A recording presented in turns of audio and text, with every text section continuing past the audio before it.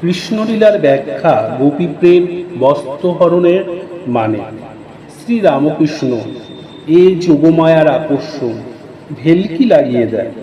রাধিকা সুবল বেশে বাছুর কোলে জটিলার ভয়ে যাচ্ছে।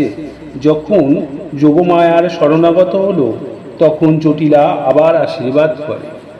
হরিলীলা সব যোগমায়ার সাহায্যে। গোপীদের ভালোবাসা পরকীয়া রতি।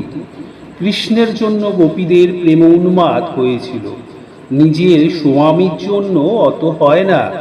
যদি কেউ বলে, ওরে তোর স্বামী এসেছে, তা বলে এসেছে তা আসুক গে, ওই খাবে একদম। কিন্তু যদি পরপুরুষের কথা শুনে রসিক সুন্দর রসপণ্ডিত ছুটে দেখতে যাবে, আর আড়াল থেকে উকি মেরে দেখবে। যদি খোঁজ ধরো যে তাকে দেখি নাই, তার উপর কেমন করে গোপীদের মতো টান হবে, তা শুনলেও সে টান হয়। না জেনে নাম শুনে কানে মন গিয়ে তাই লিপ্ত হলো। একজন ভক্ত, আজ্ঞা বস্ত্রহরণের মানে কি? শ্রীরামকৃষ্ণ অষ্টপাশ। গোপীদের সব পাশই গিয়েছিল, কেবল লজ্জা বাকি ছিল, তাই তিনিও পাশটাও ঘুচিয়ে দিলেন। ঈশ্বর লাভ হলে সব পাশ চলে যায়।